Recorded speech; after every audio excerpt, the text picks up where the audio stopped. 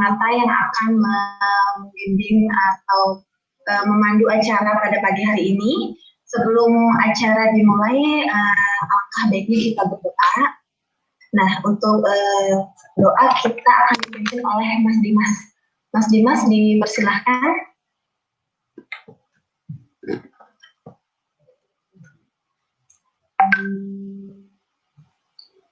Baik, selamat pagi semuanya. Sebelum kita melaksanakan rangkaian acara yang akan kita lakukan pada hari ini, alangkah baiknya kita berdoa terlebih dahulu agar segala acara kita pada hari ini berlanjut puasa. Baik, marilah kita tundukkan kepala kita dan berdoa sesuai agama dan kepercayaan. Doa dimulai.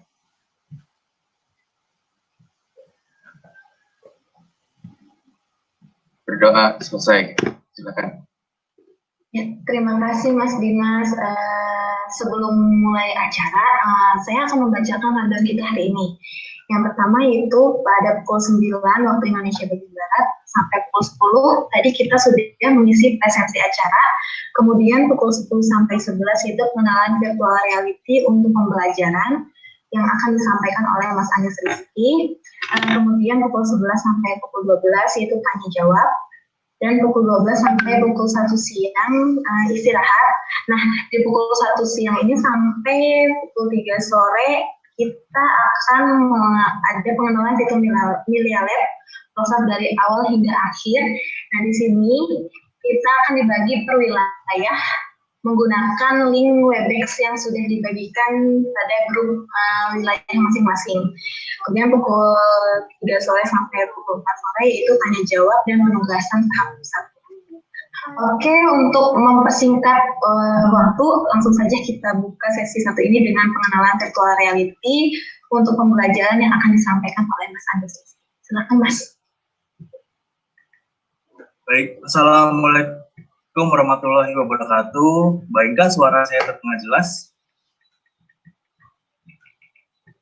Ya. Assalamualaikum warahmatullahi wabarakatuh. Selamat pagi dan selamat siang untuk Bapak Ibu guru yang ada di wilayah timur. Kesempatan pagi ini kita akan memulai satu langkah besar Bapak Ibu.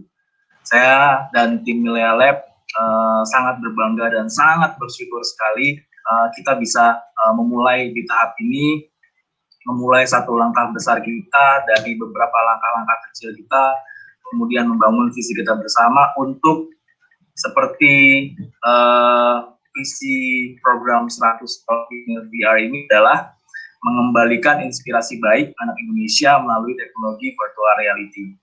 Nah, hari ini Bapak Ibu, seperti yang tadi Mbak Inka telah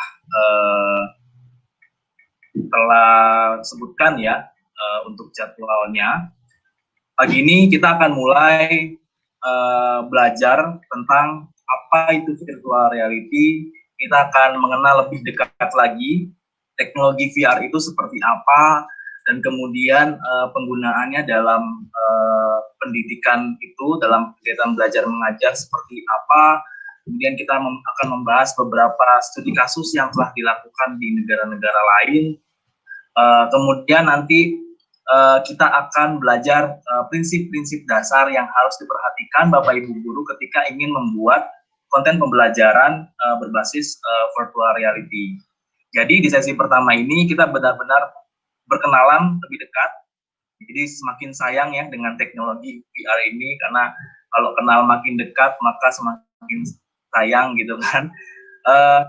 Kemudian nanti setelah istirahat jam 12 sampai jam 1 waktu Indonesia Barat, kita akan membagi dalam 3 kelompok untuk mengenal fitur-fitur Milia Lab sampai dari awal sampai akhir. Jadi dari awal kita bikin dari nol, kita akan belajar bersama-sama hingga nanti Bapak Ibu bisa bikin quiz, bisa bikin classroom dan sebagainya. Nah, sebenarnya di minggu kemarin sejak hari Senin, kami dari tim Milia Lab sudah membagikan link-link untuk mendownload Milia Lab Creator dan juga Milia Lab Viewer untuk di Android dan untuk di PC. Dan kemudian juga kita memberikan link juga untuk mendownload PDF tutorialnya dan juga beberapa buku-buku panduan untuk Bapak Ibu guru membaca secara mandiri. Nah, harapannya adalah ya ketika hari ini kita benar-benar punya istilahnya punya pengertian yang secara general itu pengertian umum lah tentang VR dan juga Media Lab. Jadi nanti kita pas pembahasan kita tidak benar-benar mulai dari nol. Baik, saya akan mulai membagikan share screen.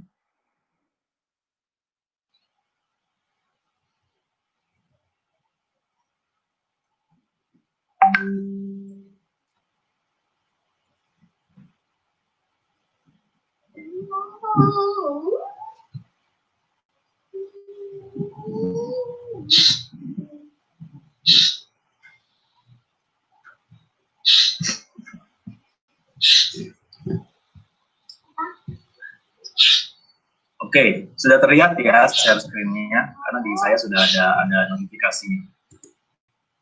Baik, Bapak Ibu guru hebat pionir VR dari seluruh Indonesia, dari 34 provinsi, mewakili setiap provinsi di Indonesia, Bapak Ibu guru hebat ini nantinya akan menjadi pionir-pionir teknologi virtual reality untuk pendidikan di Indonesia. Nah, kita akan mengawali semuanya, mengawali langkah besar kita bersama-sama dengan mengenal virtual reality, apa itu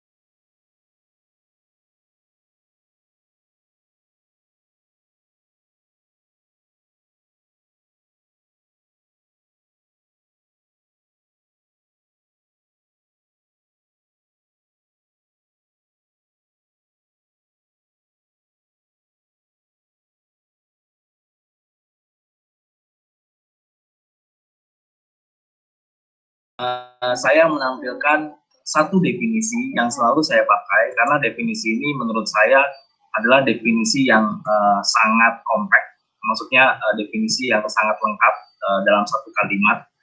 Ini definisi ini disebutkan oleh seorang profesor di bidang virtual reality dari University of Illinois di United States di Amerika ya, Profesor Stephen M. Lavelle. Profesor Stephen ini berkata bahwa pengertian virtual reality itu adalah inducing targeted behavior. Artinya kalau kita berbicara tentang virtual reality, sebentar. Kalau kita bicara tentang virtual reality, artinya kita menginduksi targeted behavior. Artinya kita membuat satu skenario yang kita targetkan. Jadi Bapak Ibu nih, kalau kita ngomongin VR, Bapak Ibu membuat VR, artinya Bapak Ibu nih istilahnya kayak pesulap gitu loh. Jadi membuat satu ilusi yang didesain. Nah, kalau bedanya kan kalau pesulap dia ada di stage ya, atau ada di kamera, tapi kalau ilusi yang kita ciptakan ini itu ada di dunia virtual gitu. Kemudian digunakan oleh organisme, dalam hal ini manusia. Tapi sebenarnya VR juga bisa digunakan ke organisme lain. Jadi kalau misalkan Bapak Ibu guru pernah baca atau nanti mau baca, ada penelitian di Rusia waktu itu ada sapi ya dipakein kacamata VR gitu. Terus kemudian sapi itu setelah pakai VR itu kontennya konten tentang relaksasi. Jadinya dengan menggunakan VR itu produksi susu si sapinya itu bertambah dan makin segar. Nah, itu riset yang benar-benar terjadi di Rusia. Nah, dalam hal ini mungkin kita organismenya sebagai manusia ya atau murid-murid kita. Nah, dengan menggunakan artificial sensory stimulation, artinya stimulus-stimulus yang kita berikan nanti itu adalah menyangkut ke artificial sensory. Jadi stimulus buatan yang kita kirimkan ke dalam kacamata VR itu secara simultan. Nah, kemudian tujuannya apa nih Bapak Ibu guru? Tujuannya adalah supaya user atau pengguna VR itu mempunyai awareness atau kesadaran yang sangat kecil ya, atau mungkin tidak sadar atau mungkin tidak ada gangguan sama sekali interference dari dunia sekitarnya. Jadi kalau misalkan saya sederhanakan lagi, apa itu virtual reality? Itu adalah sistem di mana manusia itu akan tenggelam ke dalam dunia virtual secara penuh. Secara penuh artinya audio, visual, motorik, perasaan dan sebagainya. Nah, kalau misalkan kita nonton film gitu ya, kita misalkan nonton sinetron atau nonton drama Korea atau apa, itu kan kita merasa emosi kita terbawa misalkan di film itu. Terus kemudian tapi kan audio visual kita cuma sebatas di layar itu aja. Tapi bayangin kalau pakai VR, kita seolah-olah tenggelam ke dalam skenario itu. Jadi akan lebih advance, lebih lebih terasa experience-nya atau pengalaman.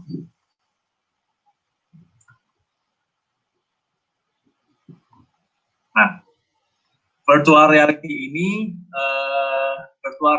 masuk ke dalam grup teknologi imersif. Nah, kalau kita bicara tentang grup teknologi imersif, itu sebenarnya ada 3 Bapak Ibu guru. Jadi mungkin salah satunya Bapak Ibu guru pernah dengar augmented reality ya. Nah, augmented reality, virtual reality, dan mixed reality ini sebenarnya bersaudara. Jadi sebenarnya mereka nih kakak adik nih. Karena penggunaannya atau pembuatannya sebenarnya mirip-mirip. Cuma mungkin penggunaannya ada spesifikasi tersendiri. Nah, misalkan augmented reality atau AR ya. Kalau kita bicara tentang AR ini sebenarnya kebalikannya VR. Jadi kalau AR, dunia digitalnya yang dibawa ke dunia nyata. Itu artinya AR ini menambahkan unsur digital ke dalam dunia nyata. Sistemnya open, terbuka. Nah, AR ini biasanya berguna untuk belajar hal-hal yang perlu detailing dan perlu visual detailing. Di sini saya bisa mainkan videonya. Bapak Ibu bisa lihat ya. Nah, ketika ada handphone diarahkan ke satu tempat, di situ ada animasinya segala macam. Cuma usernya masih bisa lihat lingkungan sekitarnya. Artinya interference dari atau gangguan dari dunia luarnya itu masih ada gitu. Tapi memang kalau untuk melihat detail augmented reality ini bisa berguna juga Bapak Ibu guru. Nah, kemudian saudaranya virtual reality yang akan kita pelajari sekarang ini adalah kebalikannya AR tadi sudah saya sebutkan. Jadi kalau AR dunia digital dibawa ke dunia nyata, kalau VR kitanya itu dibawa ke dalam dunia digital. Artinya kita membawa 100% tubuh kita ke dalam dunia digital. Sistemnya tertutup, full immersive. Nah, VR ini lebih banyak dibutuhkan di dunia pendidikan karena dia bisa menciptakan berbagai macam skenario. Dari skenario yang sederhana sampai mungkin skenario yang lumayan kompleks ya.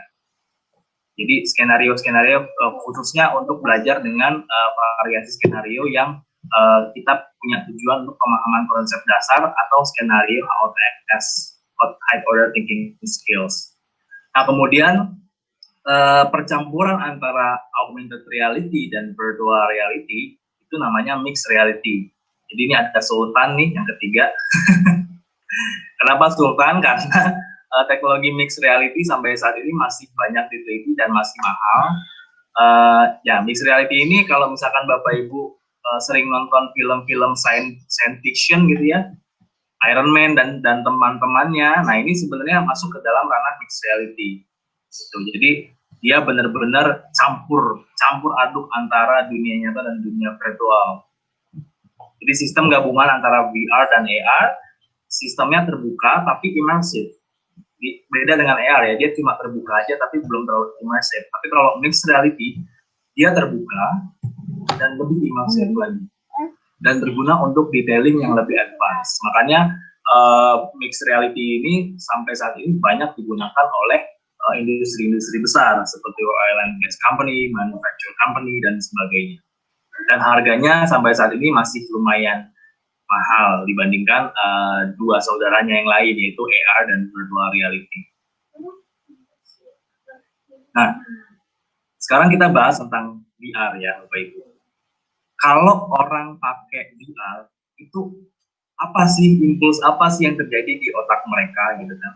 Nah, ini menarik. Ini saya ambil juga dari bukunya Profesor Stephen M. Lafley yang tadi saya sebutkan, bahwa ketika kita pakai VR, nah cara kerja otak kita tuh sebenarnya otak kita bilang ke tubuh kita bahwa ini beneran loh, ini nyata ya gitu. Jadinya yang di atas ini adalah cara kerja otak kita untuk stimulus natural ya. Jadi dari kita sekarang nih, kayak saya berbicara, terus kemudian saya berjalan dan sebagainya di dunia nyata, itu yang terjadi adalah sense organ kita mengirimkan lewat neural pathways, mengirimkan impuls, kemudian si otak bereaksi dengan menggunakan configuration control.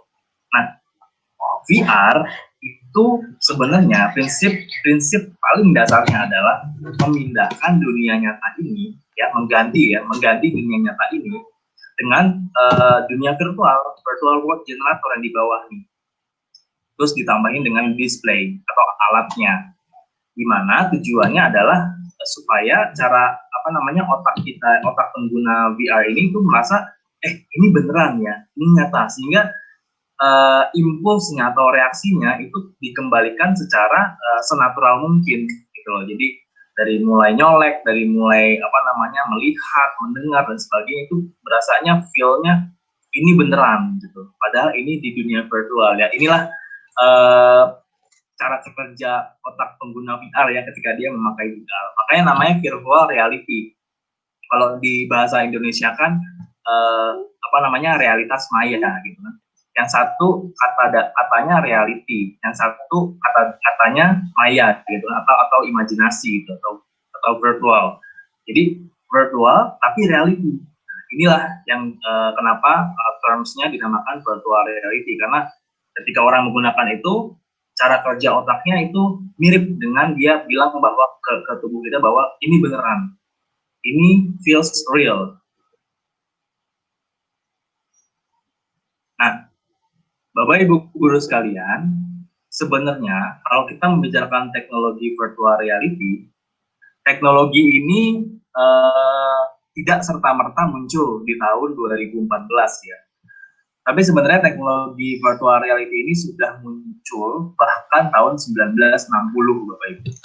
Jadi sebenarnya teknologi ini bukan teknologi yang secara prinsip baru-baru banget gitu. Jadi memang sudah dari tahun 1960 dimulai oleh penemunya namanya Morton Kelly. Dia membuat satu mesin namanya Sensorama, di mana dia bisa kalau Bapak Ibu lihat nih ada box yang paling atas tuh tahun 1960. Nah itu orang masuk ke dalam box gitu ya, dia ngelihat satu film. Nah seolah-olah ketika dia ngeliat film itu ya seolah dia ada di situ gitu. Nah kemudian tahun 1968 baru dikembangkan lagi kacamata VR yang bentuknya cukup menyeramkan ya Bapak Ibu guru ya. Kalau misalnya kita lihat nih tahun 1968 ya, mereka menamakan The Sword of Damocles. Ini dibuat untuk penelitian akademis waktu itu. Terus kemudian lanjut ke tahun 1978, kemudian 1982, 1984. Nah, kemudian baru tahun 1987. Tahun 1987 ini terms atau definisi virtual reality itu baru muncul gitu. Jadi kata-kata virtual reality ini baru muncul tahun 1987 yang diprakarsai oleh Jaron Lanier. Sampai saat ini orangnya masih hidup. Jadi kalau misalnya Bapak Ibu mau lihat video-videonya juga bisa. Dia adalah benar-benar pionir yang mengeluarkan istilah virtual reality itu tahun 1987. Dia juga membuat satu alat namanya iPhone. I-nya pakai mata ya, iPhone itu sejenis kacamata VR yang mirip-mirip kacamata VR yang sekarang, cuma harganya waktu itu Bapak Ibu, harganya sekitar 9.700 USD itu satu unit. Dan itu mahal sekali tahun 1987. Nah, kemudian lanjut ke 1988, 1990, 1993 itu Sega. Kalau Bapak Ibu pernah dengar ada konsol game atau alat permainan game namanya Sega, mereka juga pernah mengeluarkan VR devices tahun 1993. Terus kemudian Bapak Ibu kalau pernah nonton The Matrix, itu juga film tentang VR tahun 99. Kemudian terus berlanjut hingga tahun 2014. Nah, 2014 ini baru keluar alat VR yang memang bisa dijangkau oleh harganya oleh beberapa orang kala itu kalau dibandingkan dengan alat-alat yang sebelumnya. Nah, kemudian baru 2015 Facebook menginvestasikan uangnya di teknologi VR. Nah, dari tahun 2015 inilah penggunaan virtual reality itu naik secara signifikan menjadi semasif seperti sekarang. Jadi sejarahnya kisah awal ini kita udah ngerti ya bareng-bareng, udah tahu bareng-bareng. Oh, ternyata VR ini bukan teknologi yang serta-merta muncul, tapi perjalanannya panjang sekali dari tahun 1987 sampai sekarang 2020. Nah, ini Bapak Ibu, variasi alat atau headset VR ya. Nah, ini Bapak Ibu bisa lihat di layar variasi alat headset VR dan harga-harganya. Memang tahun 2015 alat-alat VR itu bisa dibilang masih mahal juga kalau misalkan kita pakai untuk pendidikan, karena harganya itu malah bisa lebih dari 2.000 US dollar. Kalau dirupiahin mungkin sekitar 25 juta sampai 30 juta rupiah satu set. Jadi bayangin kalau Bapak Ibu mau beli itu untuk satu kelas gitu ya, tinggal dikali aja 20 atau 30 orang gitu kan, itu berapa ratus juta kita harus invest. Kemudian tahun berikutnya harganya turun lagi sampai sekarang VR ini bisa digunakan dengan biaya yang jauh lebih murah dibanding yang sebelumnya. Nah, kebutuhan VR dalam dunia pendidikan, Bapak Ibu, ini adalah data yang saya ambil dari Nielsen Super Data tahun 2018 bahwa kebutuhan konten virtual reality dalam dunia pendidikan ini sebenarnya kalau dibandingin dengan sektor-sektor yang lain di grafik ini ya Bapak Ibu ya, dari arsitektur engineering, terus kemudian manufacture dan industrial engineering dan sebagainya, justru di bidang edukasi dan training virtual reality ini sangat dibutuhkan. Di grafik ini Bapak Ibu bisa lihat demand-nya itu versus supply-nya itu ada 57%. Artinya orang-orang sudah mulai butuh sekali teknologi virtual reality ini, tapi supply-nya itu masih sedikit gitu. Jadi konten-konten untuk edukasi VR ini masih sedikit. Nah, nanti kita akan menggali kenapa sih kok masih sedikit gitu ya. Padahal demand-nya itu atau keinginan siswa-siswa atau mungkin mahasiswa untuk sekolah tinggi ya, itu demand-nya besar sekali. Mereka ingin belajar menggunakan virtual reality. Nah, inilah alasannya kenapa teknologi VR ini begitu dibutuhkan oleh dunia pendidikan. Karena seperti yang tadi saya ceritakan dan saya sebutkan bahwa sejarah teknologi VR itu dari tahun 87-an. Nah, dari tahun 87, tahun 90, tahun 2000-an itu sebenarnya sudah banyak sekali penelitian-penelitian tentang efektivitas teknologi virtual reality ini bagi pendidikan. Jadi kalau Milea Lab ini sebenarnya kita juga membangun fasilitas software aplikasi Milea Lab ini juga berdasarkan jurnal-jurnal pembelajaran jurnal-jurnal ilmiah yang kita baca dari tahun 90-an, 2000 hingga yang paling dekat 2010-an gitu ya. Nah, dari semua penelitian-penelitian yang sudah dilakukan, itu semua jurnal sepakat bahwa VR ini kalau digunakan di pendidikan itu bisa meningkatkan emosi positif siswa. Jadi positive engagement atau ya emosi positifnya itu bisa naik secara signifikan di angka 30-40%. Jadi artinya kita dengan menggunakan VR ini kita bisa langsung memberikan satu inspirasi positif bagi penggunanya, dalam hal ini bagi siswa-siswa kita, siswa-siswi kita gitu ya, pada rentang 30-40%. Dan kemudian yang kedua, VR ini bisa meningkatkan kemampuan kognitif, baik itu peningkatan fokus hingga 6 kali lipat bahkan, terus kemudian ingatannya mereka, karena mereka ketika belajar menggunakan VR, mereka seolah-olah ada di dalam skenario, yang mereka seolah melakukan hal itu gitu. Jadi seolah dia ada di tempat yang nyata. Jadi skenario apapun bisa kita buat sehingga mereka bisa lebih ingat. Nah, kemudian yang ketiga, ini yang paling penting sebenarnya, bahwa virtual reality ini bisa menjadi salah satu jalan keluar bagi sekolah-sekolah khususnya di Indonesia ya, di negara berkembang khususnya di Indonesia. Penggunaan VR ini bisa mempermudah atau mempercepat simulasi atau eksperimen untuk satu objek studi. Jadi penggunaan VR ini juga dapat menurunkan investasi lab atau simulasi, atau misalnya kalau kita mau beli mesin dan sebagainya, kita mau field trip dan sebagainya, kita mau eksperimen apapun dan sebagainya, itu bisa di-reduce cost-nya dengan menggunakan VR ini. Bahkan reducing cost-nya itu bisa sampai 95%.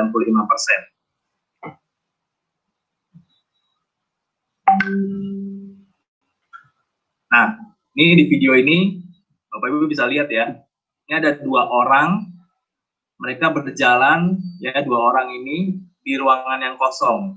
Tapi sebenarnya 2 orang ini, dia di dalam dunia virtualnya, mereka melihat, mereka berasa ada di dalam satu ruangan. Ya, di situ ada pipa-pipa gas, ada dial indikator, ada mesin dan sebagainya. Nah, dengan menggunakan ini, 2 orang ini seolah-olah berada di dalam ruangan si mesin ini gitu. Bahkan di belakangnya, kalau Bapak Ibu lihat di videonya, nah di belakangnya itu ada mesin. Ya, di belakangnya ada mesin. Mesinnya itu bukan mesin mobil sembarangan, ini mesinnya mesin tank gitu.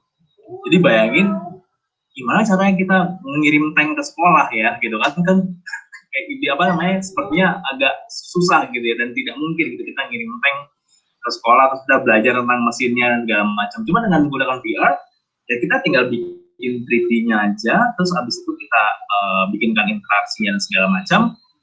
Nah kemudian lah semuanya jadi di dalam dunia virtual tanpa kita harus memasukkan apa namanya barang-barang benerannya ke dalam satu ruang tersebut. Jadi bisa berasa ya Bapak Ibu ya, penghematannya itu nanti bisa sejauh apa gitu.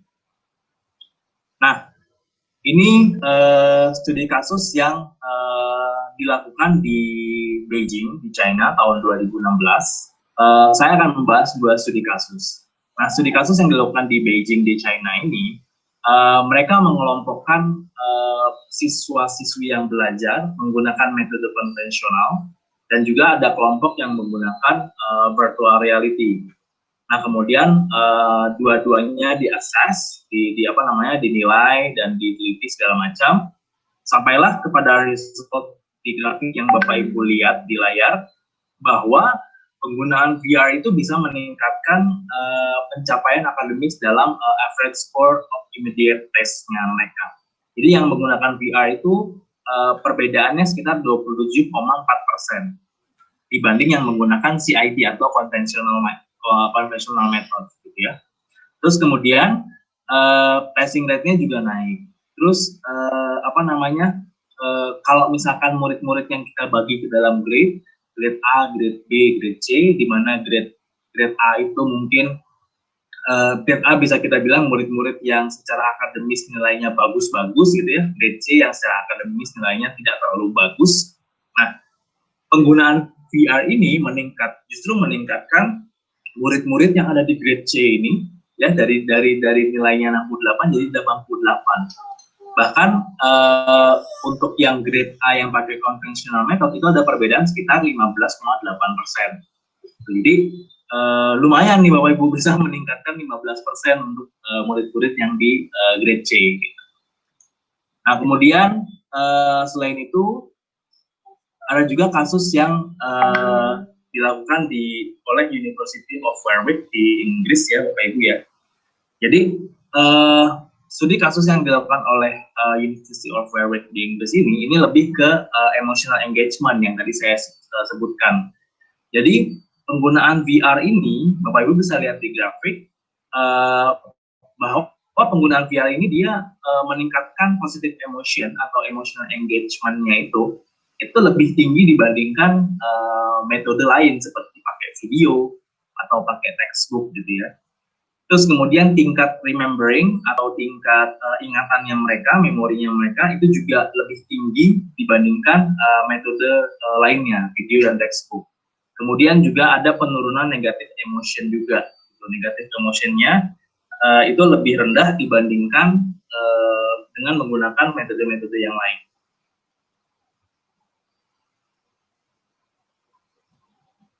Nah, kemudian muncul pertanyaan nih Bapak Ibu.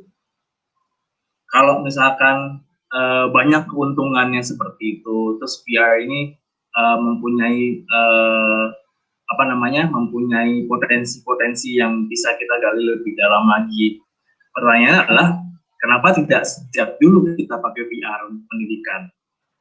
Ini pasti pertanyaan yang muncul, banyak yang muncul bertanya, kenapa kok nggak dari dulu ya?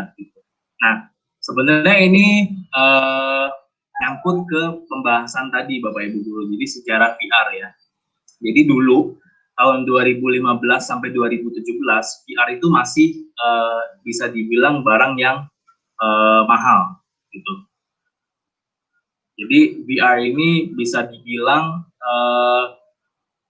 tahun 2015 sampai 2017 untuk mendapatkan pengalaman VR yang bagus itu masih sulit karena alatnya pertama sulit untuk didapatkan karena harus impor. Yang kedua alatnya mahal gitu. Tadi harganya sekitar 20 jutaan ke atas sampai bahkan mungkin sampai 30 juta satu set. Terus kemudian yang kedua adalah tahun-tahun yang lalu itu masih sedikit sekali konten untuk pendidikan, khususnya untuk pendidikan K12 yaitu SD, SMP, SMA dan SMK gitu. Jadi saat itu sedikit sekali konten virtual reality pendidikan yang dapat diakses oleh banyak orang. Dan biasanya kalau kita mau bikin konten yang bagus, itu kita harus hire vendor. Hire vendor, kemudian kalau kita bayar vendor satu konten 20 juta, 30 juta, yaitu akan mahal sekali. Makanya penggunaan VR ini memang menunggu momentumnya.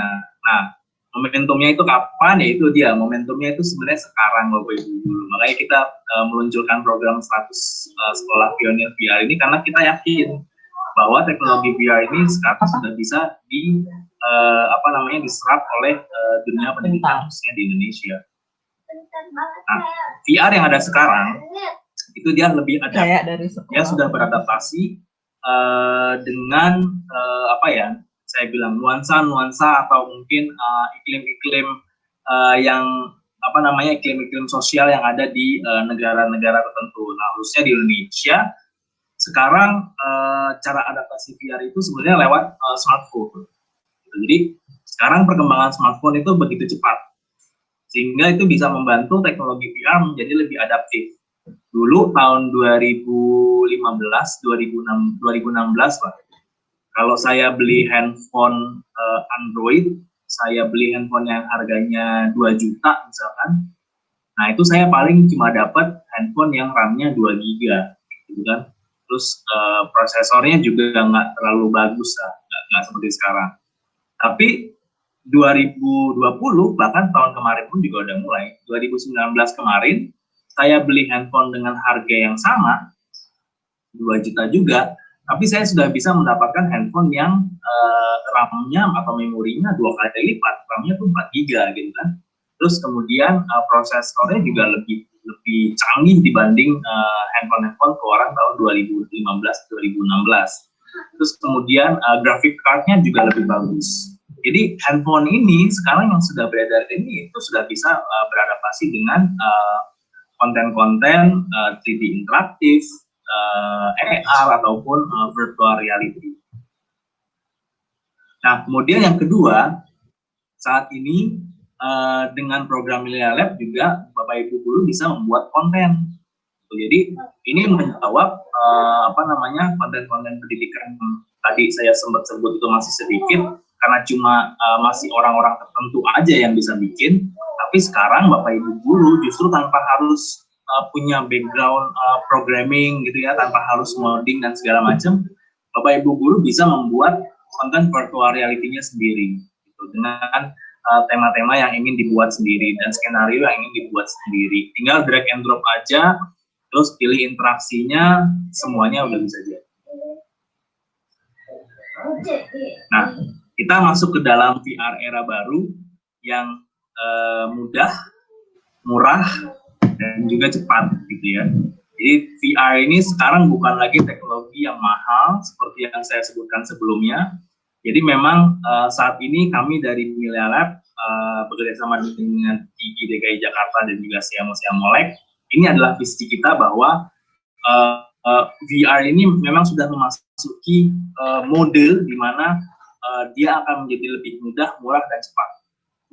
Jadi kita, sekolah-sekolah di 34 provinsi, sekolah-sekolah pionir ini jangan sampai ketinggalan. Jadi momen ini adalah momen langkah awal kita untuk mengaplikasikan atau meng-apply teknologi VR dalam kelas-kelas atau dalam kegiatan belajar mengajar. Dengan nantinya kita akan bisa mengambil keuntungan-keuntungan yang tadi sempat saya sebutkan. Nah ini Bapak Ibu, ini ada video, kita akan tonton bersama-sama ya. Ini adalah salah satu contoh aja sebenarnya. Ini salah satu contoh bagaimana dengan menggunakan Millennia Lab, Bapak Ibu bisa membuat satu konsep sederhana. Ini ceritanya konsep tentang pembelajaran fisika, gitu ya. Jadi di pelajaran ini ceritanya itu nanti ada orang yang lagi hanyut, gitu ya, di pinggir rumah gitu. Jadi lagi ada banjir.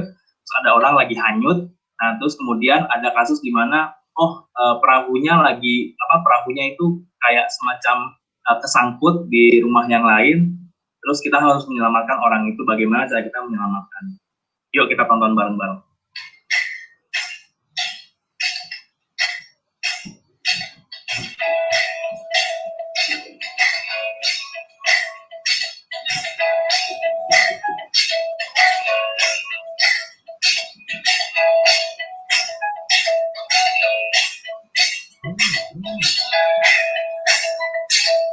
Ya, ini orangnya tadi lagi hanyut. Terus kita bisa tadi skenario banjirnya kita sudah buat. Nah, sekarang kita bikin skenario belajar di kelas.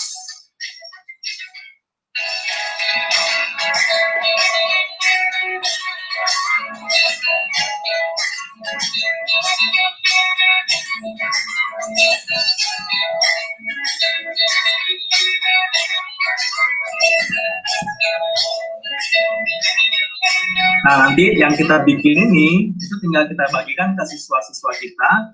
Mereka sebenarnya bisa pakai kacamata VR atau mode 360. Yang ini mode 360 biasa tanpa menggunakan VR, tapi dia harus menggerakkan tubuhnya.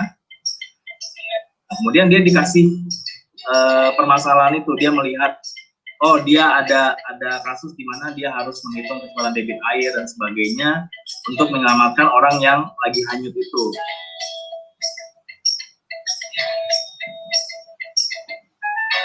Nah, kemudian dia bertanya ke orang-orang sekitarnya. Ini kayak main game aja nih Bapak Ibu. Nah, terus dia pindah ke scene kelas di mana di sini ada gurunya. Nanti kita sebagai guru juga bisa merecord suara kita gitu ya. Nah, kita juga bisa taruh video di dalam situ.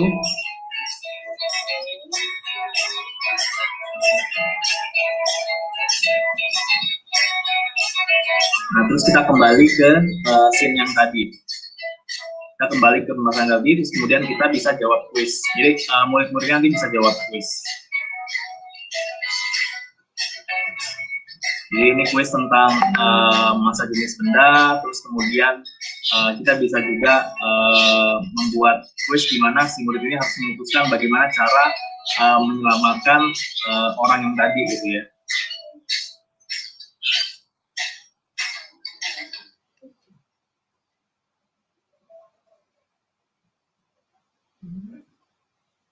Oke.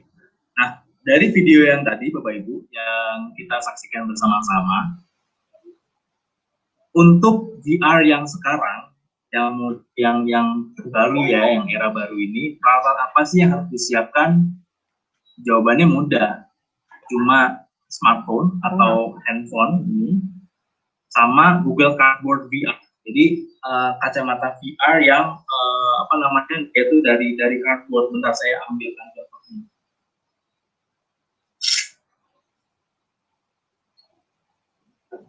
Dan mungkin saya nanti bisa kasih tahu contohnya. Jadi bisa dilihat di gambar ini. Nah, ini sebenarnya tinggal handphonenya masukin ke dalam sini, terus kemudian nanti ada, kalau yang nanti akan kita berikan ke sekolah-sekolah itu adalah ke sekolah Bapak Ibu adalah yang lebih premium lagi. Jadi di sini ada talinya, terus kemudian ada untuk face cushionnya untuk busa supaya lebih enak dipakai. Terus kemudian nanti handphonenya bisa ditaruh di dalam si alat VR-nya ini. Nah, sebenarnya kuncinya itu adalah di konten gitu.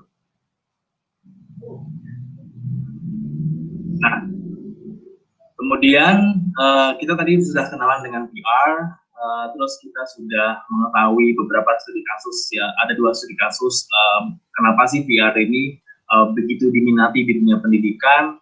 Terus tadi kita juga sudah mengetahui bagaimana sih nih Milea Lab ini nanti bisa digunakan. Oh, saya bisa bikin sendiri. Nanti saya bisa share ke murid-murid saya sehingga mereka bisa dimanapun mereka bisa belajar dengan menggunakan simulasi virtual itu. Nah, kemudian di sini kita akan juga berbicara tentang identifikasi kesiapan sekolah. Jadi sebelum kita sebelum kita mengaplikasikan metode VR nanti, ini juga hal yang harus kita lakukan Bapak Ibu guru sekalian.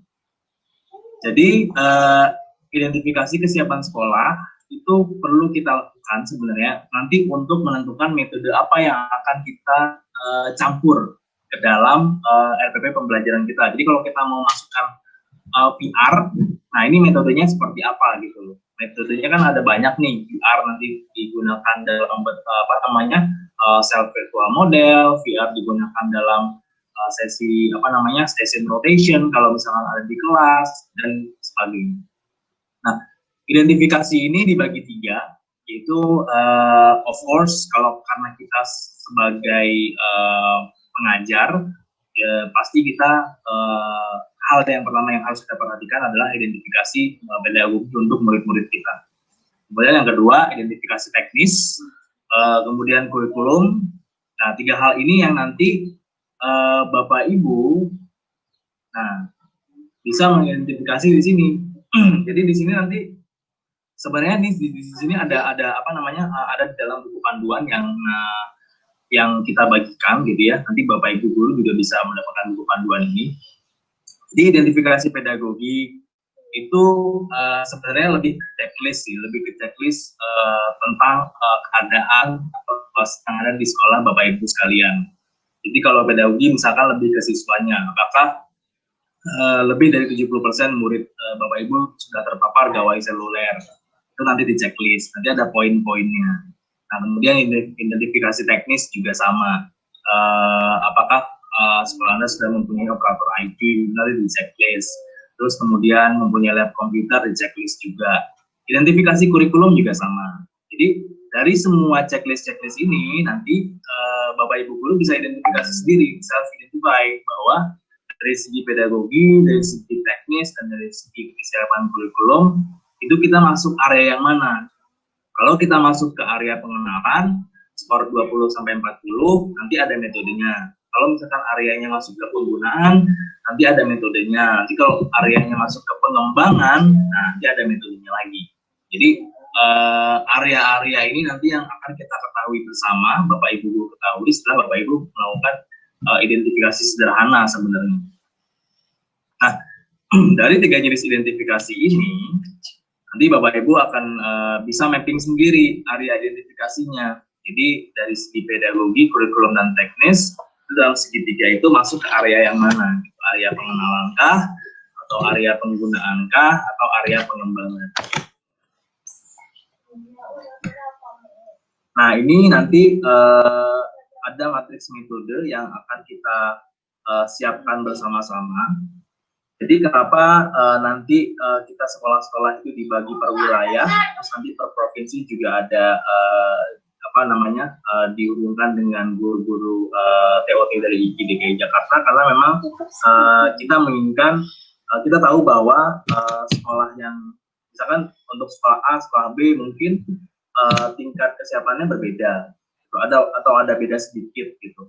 Atau mungkin metode yang ini bisa untuk sekolah A, tapi metode yang ini kalau untuk sekolah B harus dimodifikasi sedikit. Nah, inilah tujuan kita bersama sebenarnya Bapak Ibu guru. Program 100 sekolah VR Pionir ini tidak hanya tujuannya supaya Bapak Ibu guru bisa membuat konten, tapi kita bisa sama-sama maju bareng untuk mengaplikasikan pembelajaran berbasis VR ini supaya cocok dan efektif dan juga optimal untuk sekolah-sekolah Bapak Ibu guru sekalian. Nah, kalau kita ngomongin sekarang untuk pembelajaran daring ya Bapak Ibu, metode VR untuk belajar daring itu ada 2 sebenarnya yang bisa kita terapkan dan nanti akan kita terapkan sama-sama, yaitu self virtual model, di mana model ini Ibu nanti bikin skenario-nya, terus kemudian dibagikan ke siswa bisa akses lewat gawainya mereka, lewat smartphone-nya mereka, lewat smartphone Android. Mau dia pakai kacamata VR ataupun tidak pakai kacamata VR, mereka masih bisa akses, kan dia ada apa namanya, nanti kita akan belajar ada 3 fitur di Lab Viewer itu yang bisa dipakai untuk segala jenis handphone. Nah, kemudian siswa nanti mengeksplorasi permasalahan seperti yang di video sebelumnya. Nanti siswa itu yang mereka akan melihat permasalahan tersebut. Oh, seperti ini, terus kemudian nanti kita akan campurkan dengan metode yang lain. Mungkin bisa dengan kuis berupa esai dari Bapak Ibu guru sekalian. Terus kemudian kita bisa membangun satu atau mengkonstruk satu pembahasan yang memang berkaitan dengan apa yang dilihat murid itu di dunia virtual reality tadi. Nah, kemudian virtual group flex model, tapi ini lebih ke family role. Sebenarnya ini lebih cocok digunakan untuk siswa-siswi yang ada di jenjang PAUD dan juga di jenjang sekolah dasar ya. Jadi memang masih harus dibimbing oleh orang tua dalam hal ini. Nah, dua model ini Bapak Ibu sekalian, itu VR untuk belajar daring, itu bisa menghemat, sangat bisa menghemat kuota internet. Jadi misalkan kalau misalkan Bapak Ibu guru sekalian ada yang mungkin ada berapa hari dalam seminggu berapa kali melakukan video conference ke siswa-siswa ya, ke siswa-siswinya dengan menggunakan Zoom atau menggunakan Webex atau menggunakan aplikator lainnya. Itu kalau misalkan satu kelas isinya 20 orang, terus kita menggunakan video conference itu selama 1 jam lah katakan, itu sebenarnya kuota yang habis adalah sekitar 1,68 GB. Jadi banyak banget yang diserap gitu ya kuotanya. Tapi kalau menggunakan VR Millennial Lab ini bisa sangat menghemat karena sekalinya si murid mengakses satu scene dari awal hingga akhir dalam waktu maksimal 10 menit aja, itu mereka hanya butuh kuota sekitar maksimum mungkin 160 megabyte atau mungkin ya 200 megabyte itu udah paling banyak gitu. Terus kemudian nanti dilakukan dengan bimbingan teks dari Bapak Ibu guru sekalian. Karena di Millennial Lab sendiri itu di situ nanti sudah bisa ada presensi Bapak Ibu lewat apa? Lewat audio recording. Jadi Bapak Ibu nanti bisa record suara Bapak Ibu di situ sehingga ada presensi, akan ada istilahnya rasa kehadiran Bapak Ibu guru di dunia virtual itu. Jadi anak benar-benar berasa juga dibimbing oleh Bapak Ibu guru di dunia virtual tanpa harus menggunakan video conference. Nah, ini contoh skenario-nya. Jadi ini kalau tadi belajar fisika, sekarang matematika, pelajaran trigonometri. Jadi ini nanti yang dilihat oleh murid-murid Bapak Ibu sekalian. Nah, jadi ini pelajaran trigonometri, pelajaran yang sebenarnya mungkin bagi sebagian siswa-siswi itu abstrak ya. Tapi di sini kita bisa membuat satu skenario yang real, yang secara seolah ini nyata gitu ya. Jadi si murid ini harus menyelamatkan orang yang ada di atas gedung bertingkat yang kebakaran. Tapi masalahnya adalah gedungnya ini udah mau runtuh. Terus ceritanya dia cuma punya tali kawat sepanjang 60 meter. Sementara tinggi gedungnya itu 50 meter, tapi cuma bisa ditembakkan dari tempat dia berdiri. Nah, pertanyaannya itu adalah sebenarnya simpel. Apakah kita bisa pakai tali ini atau tidak? Nah, ini sebenarnya bisa dibacakan oleh prinsip trigonometri sederhana sekali. Tapi dengan menggunakan VR, nah jadinya murid akan merasa, oh iya ya, kalau misalkan dalam situasi kayak gini, saya ngerti nih perhitungan trigonometrinya akan seperti ini. Nanti dipadukan dengan misalkan modul teks oleh Bapak Ibu guru sekalian, terus kemudian murid disuruh menjawab nanti berkaitan dengan skenario virtual yang sudah mereka alami. Jadi mereka akan lebih kebayang gitu, oh iya kayak gini-gini, kita harus hitungnya seperti ini.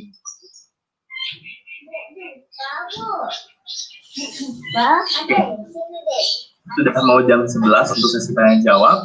Ini sedikit lagi. Jadi prinsip-prinsip dasar yang harus diperhatikan Bapak Ibu guru. Prinsip dasar yang harus diperhatikan untuk kita membuat VR itu adalah yang pertama yang harus kita perhatikan adalah kita harus mengerti bahwa VR ini beda dengan media yang lain. Jadi perbedaan utama VR dengan media yang lain itu adalah kalau media lain kayak sekarang kita ngomong lewat video conference gitu ya, ada layar tapi layar cuma ada di depan kita. Nah, cuma kalau VR, bayangin Bapak Ibu, kita itu tenggelam ke dalam dunia spherical yang ada di gambar di layar itu ya. Di dunia spherical tersebut kita tenggelam di dalam dunia itu. Jadi perlakuannya itu akan sangat berbeda sekali kalau misalkan kita belajar di flat screen biasa. Gitu. Makanya kita bilangnya VR ini media karena kita menenggelamkan orang itu ke dalam skenario virtual. Nah, kemudian satu hal lagi yang harus diperhatikan dalam sistem alat VR, alat headset VR ini sebenarnya sudah banyak beredar di pasaran, Bapak Ibu. Jadi kalau Bapak Ibu cek di segala macam marketplace online gitu ya, toko-toko online kayak Tokopedia, Bukalapak, Shopee dan kawan-kawannya, Bapak Ibu bisa cari VR headset gitu ya, yang harganya murah-murah, ada yang 40.000, ada yang 60.000, ada yang 75.000, ada yang 100.000 dan sebagainya. Cuma hal yang harus diperhatikan untuk membeli alat ini adalah yang kita harus perhatikan adalah field of view atau jangkauan pandangan kita. Jadi kita nih manusia, Bapak Ibu, kita diberikan oleh Tuhan tuh jangkauan pandangan kita kan kalau gini itu sekitar 220 derajat jangkauan pandangan kita, field of view kita. Nah, kalau di VR itu FOV yang baik alat VR itu adalah di rentang 90 sampai 110 derajat. Jadi dari sini kita sempilin di sini. Nah, ada beberapa alat virtual reality yang FOV-nya itu mungkin karena desainnya kurang bagus ya. Jadi FOV-nya itu ada di rentang kurang dari 90 derajat, bahkan 80 sampai mungkin cuma 60 derajat. Nah, kalau misalkan yang kayak gitu, jangan dibeli Bapak Ibu dulu, walaupun harganya mungkin murah gitu ya. Karena FOV-nya rendah, jadi dia akan menghilangkan efek imersifnya itu sendiri. Nah, ini yang harus kita perhatikan sama-sama. Nanti Bapak Ibu dulu kalau ditanya sama teman-teman juga, alat mana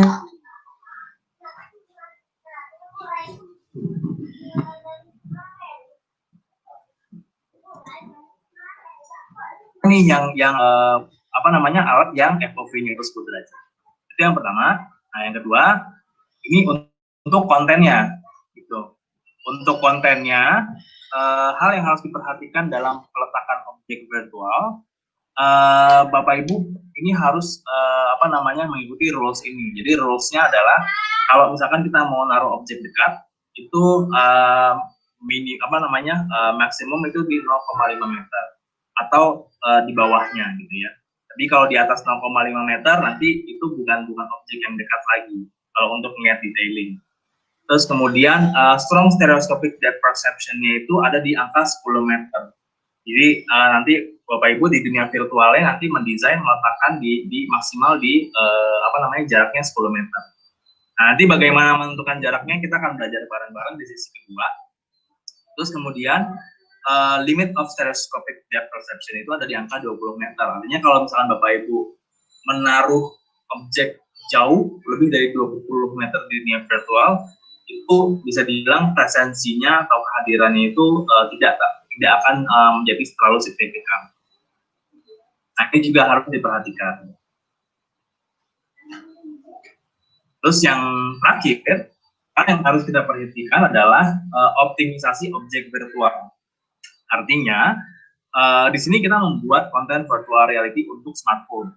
Nah, kalau untuk smartphone itu kita harus juga memikirkan optimisasinya supaya di smartphone itu nggak nge-lag atau nggak patah-patah gitu ya frame rate-nya. Nah, bisa dilihat di sini Bapak Ibu ya, ini adalah gambar patung setengah badan gitu ya. Nah, di sini originalnya Bapak Ibu bisa lihat yang paling kiri di layar itu, dia mempunyai 500 cut triangles. Nah, triangles itu Bapak Ibu bisa lihat ya, ini ada segitiga gitu ya.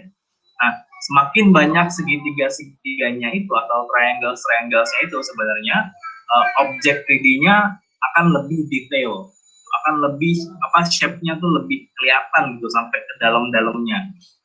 Cuma apakah ini bisa secara optimal digunakan di smartphone? Gitu kan? Bisa iya, bisa tidak gitu. Kalau misalkan triangles-nya masih cukup, mungkin bisa kita pakai. Tapi kalau triangles-nya kebanyakan, itu yang harus dihindari dan ini harus kita perhatikan. Jadi kita kalau mau nanti submit 3D object dan sebagainya, yang harus kita perhatikan adalah triangles-nya ini. Nah, ini kebayang deh Ibu. Jadi dunia virtual itu kalau kita pecah ke dalam triangles atau kotak-kotak itu ya, ini kayak gini nih. Jadi semakin warnanya makin putih, itu berarti dia makin detail. Itu artinya ketika kita taruh itu di dalam satu perangkat, mau itu handphone ataupun mau itu komputer, itu akan istilahnya nyedot kekuatan nyedot energi dari graphic card di perangkat tersebut gitu. Nah, kalau misalkan kita semakin banyak naruh objek-objek yang rapat gitu ya, yang kotak-kotaknya banyak, itu nanti akan semakin berat kerjanya. Nah, di sini kita akan belajar sama-sama gimana sih caranya supaya kita bisa secara optimal naruh aset-aset 3D atau naruh objek-objek 3D virtual supaya nanti di perangkatnya itu tidak terlalu berat gitu. Karena kalau misalkan berat itu nanti bakal tadi yang saya bilang patah-patah, dan orang biasanya kalau udah VR-nya udah patah-patah dia pasti pusing pakai si alat VR tersebut gitu. Nah, nanti kita akan belajar sama-sama. Caranya mudah sekali karena di sistem Milelab dia sudah ada sistem untuk mendeteksi apakah objek-objek ini sudah melampaui batasnya atau belum. Karena kita tujuannya adalah untuk menghindari supaya terlalu banyak nih kotak-kotak mesh yang segitiga-segitiga yang tadi. Oke, demikian informasi dari saya. Semoga bermanfaat Bapak Ibu sekalian. Nanti untuk materinya akan kami bagikan di grup wilayah masing-masing. Jadi Bapak Ibu guru sekalian bisa membaca ulang. Oke, silakan Mbak Inka, kita buka sesi tanya jawab.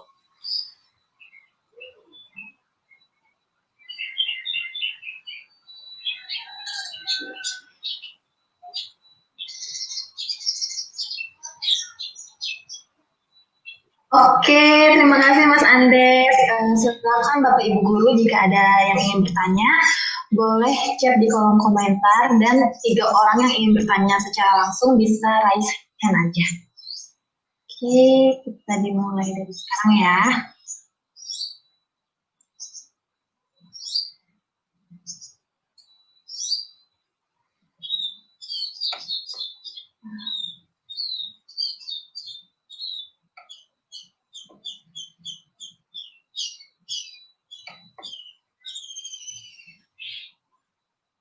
Jika ada yang ingin bertanya secara langsung, untuk 3 orang penanya bisa raise hand aja.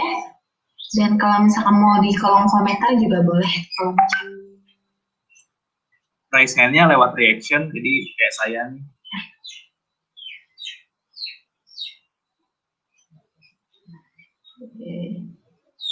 Saya raise hand, thumbs up. Kelihatan.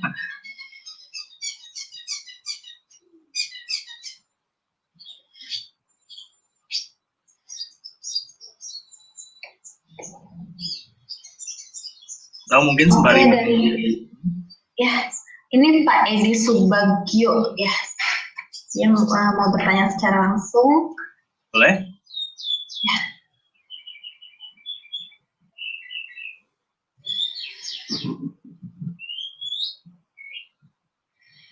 Bentar ya.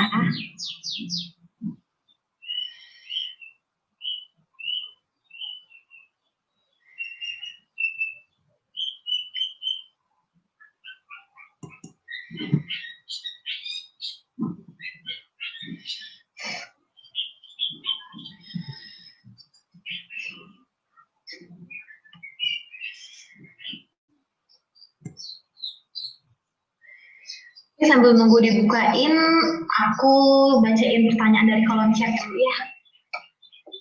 Dari Pak Matori, untuk alat yang digunakan, itu apakah ada efek lama jika digunakan, dan untuk yang berkacamata bagaimana?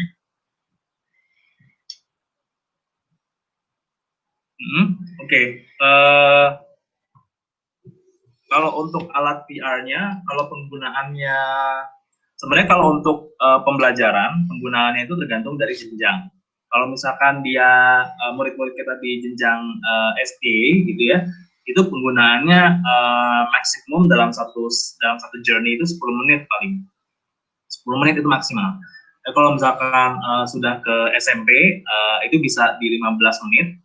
SMA, SMK itu mereka kuat sampai 20 sampai 30 menit. Bukan masalah kuatnya sih sebenarnya. Jadi masalah adaptasi dari sensoringnya mereka juga. Tuh. Nah, kalau misalkan penggunaan lainnya selain untuk pembelajaran, sebenarnya ya itu tergantung dari pribadi masing-masing ya. Kayak misalkan kalau kita sekarang pakai handphone pun untuk main games gitu, kita bisa, mungkin ada anak yang bisa berjam-jam gitu, bisa 2 jam, bisa 3 jam main game di handphone atau pakai konsol games gitu ya. Cuma kalau misalkan untuk VR-nya sendiri, selama digunakan untuk pembelajaran dan dalam rentang waktu yang tadi saya sebutkan, itu masih aman sih untuk jangka panjang. Karena jangankan VR ya, kita main handphone aja, kalau sebelum tidur main handphone 1 jam aja sebelum tidur, dijamin pasti besok paginya bangunnya nggak seger namanya. Karena kita udah sebelum tidur udah main HP sejam gitu kan, ujung-ujungnya pas bangun pagi, aduh mata saya kok perih ya, itu karena main HP sebelum tidur gitu, 1 jam lagi. Tapi kalau misalkan VR untuk pembelajaran dalam rentang waktu segitu, kalau pemakaian jangka panjang nggak ada masalah. Terus kemudian kalau untuk yang berkacamata, ya nanti tinggal sembari pakai kacamata aja. Jadi saya pakai kacamata nih, tinggal VR-nya saya tempelin di muka, udah. Oke, nah ini untuk Pak Edi Subagio, udah kita kasih akses ya, jika ingin bertanya secara Oke, terima kasih lah.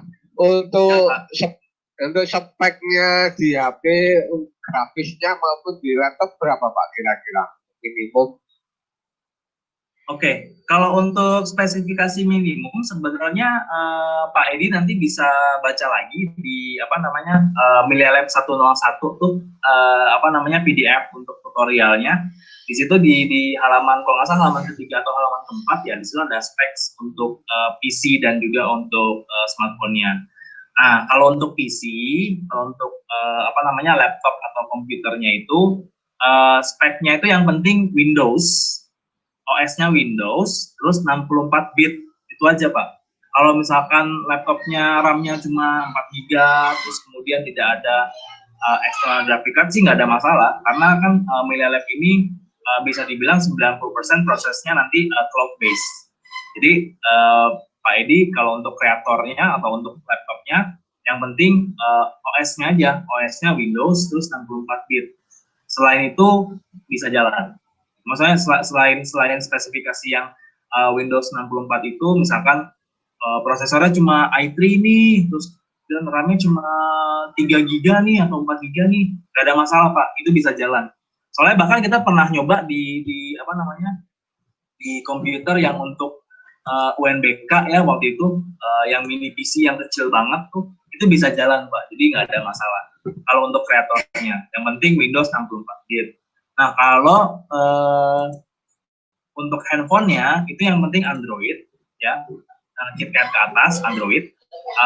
Terus kemudian nanti kalau misalkan handphone Androidnya ini punya sensor gyroscope, itu nanti bisa dia mode 360. Tapi kalau misalkan handphone Androidnya tidak punya gyroscope, itu nanti dia juga bisa modenya 3D interaktif biasa. Kita akan belajar nanti Pak di sesi kedua fitur-fitur si viewer ini. Ada yang fitur VR, ada yang fitur 360, ada yang fitur non gyro. Dan fitur-fitur ini juga nanti yang akan kita tes sama-sama dalam percobaan atau evaluasi kita nanti, evaluasi yang pertama. Oke, terima kasih Pak Edi Subagio. Apakah sudah cukup jelas Pak Edi? Jelas Pak, terima kasih. Iya Pak, terima kasih. Oke. Nah, selanjutnya ada pertanyaan langsung nih dari Pak, tadi mana?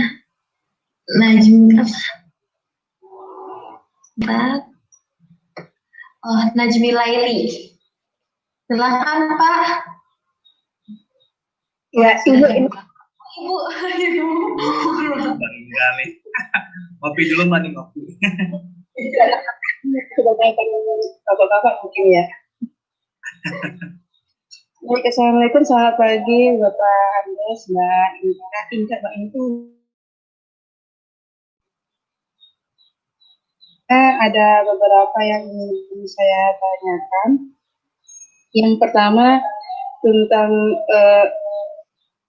aplikasi Media Lab-nya sendiri yang kemarin sudah diinstal lewat email yang sudah dicoba dari itu kan. Kemudian hari ini dibuka kembali, itu minta di-update, tetapi ketika diklik update malah error, nggak bisa dibuka lagi gitu.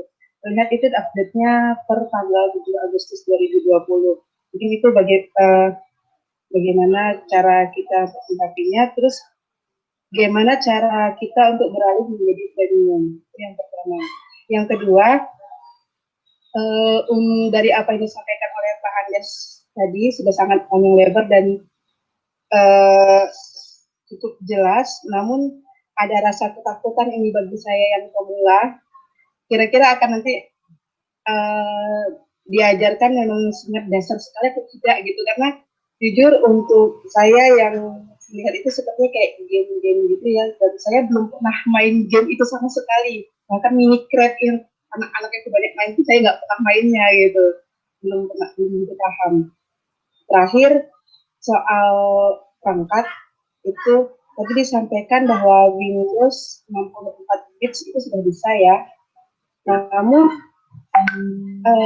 kalau Windows-nya itu 64 bit tapi prosesornya masih Celeron itu gimana? Masih Celeron belum i3. Apakah bisa dipakai untuk kreator juga?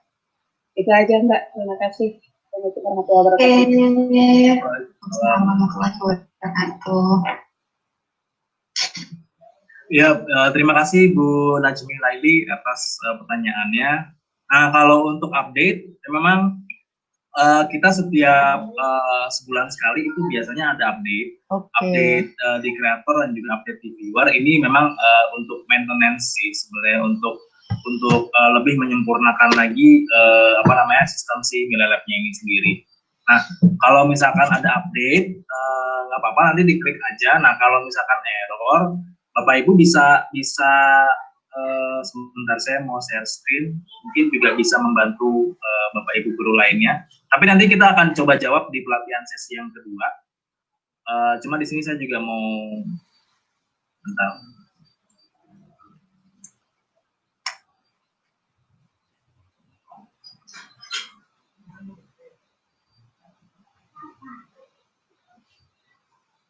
Oke. Nah, Bu Najmi nanti bisa coba ke website Media Lab, medialab.com, terus kemudian ke menu yang ini, FAQ, Frequently Asked Question. Nah, di menu FAQ ini ada beberapa solusi-solusi atau jawaban-jawaban untuk terkait hal-hal teknis ya. Misalkan kalau untuk yang update gitu ya, di sini, nah ini update. Nah, pasti nanti Bapak Ibu guru sekalian nanti kalau misalkan Media Lab yang minta update, akan ada pesan seperti ini, new update available. Terus kemudian klik update now, ya. Nah, terus kemudian kalau misalkan lancar gitu ya, biasanya dia langsung, nah kalau sudah finish, nanti restart Media Lab to finish updating, nanti tinggal diklik restart now. Cuma biasanya memang ada beberapa sistem Windows yang dia ada firewall atau antivirus atau apa yang ngeblocking sistem update-nya. Nah, biasanya ini nih, error. Tadi Bu Najmi bilang ya, ada error gitu ya. Nah, biasanya errornya ini warning seperti ini, biasanya bacaannya run feature in administrator mode. Nah, kalau misalkan bacaannya seperti ini, dia tinggal nanti Bapak Ibu guru silakan install atau update versi terbaru dari .NET Framework. Nanti akan kita ajarkan bagaimana caranya. Terus kemudian kalau misalkan nanti masih muncul seperti ini, itu tinggal di Media Lab-nya diklik kanan, lalu ada bacaan run as administrator. Itu nanti tinggal diklik aja.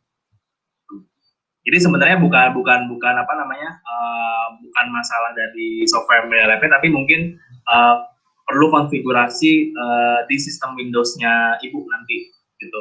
Karena kan setiap laptop walaupun sama-sama OS Windows 64 bit, kadang-kadang ada konfigurasi tertentu nih, kita install antivirus atau kita aktifin firewall atau kita install plugin-plugin tertentu yang kadang-kadang untuk beberapa software tidak hanya Melia Lab, mungkin kadang-kadang juga kalau kita install Photoshop kadang-kadang nggak mau jalan, kita install apa kadang-kadang nggak mau jalan.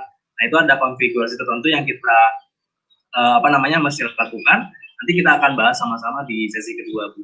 Cuma untuk pertanyaan-pertanyaan teknis itu bisa kita akses sama-sama di milialab.com/FAQ. Gitu. Nah kemudian tadi pertanyaan kedua untuk premium. Oh premium. Kalau untuk premium sebenarnya kita sudah bukakan ya akun-akun premiumnya.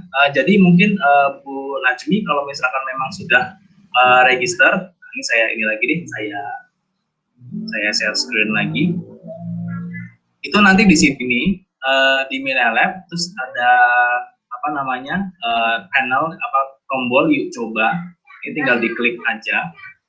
Nah ini kan ada menu register ya, registrasi. Ini ada nama, nomor HP, email, institusi, kode referral gitu. Nah kode referral ini kan sudah diberikan ya, kode referral untuk yang 100 program VR ini, kode referralnya diketik, kemudian start trial. Nanti kalau sudah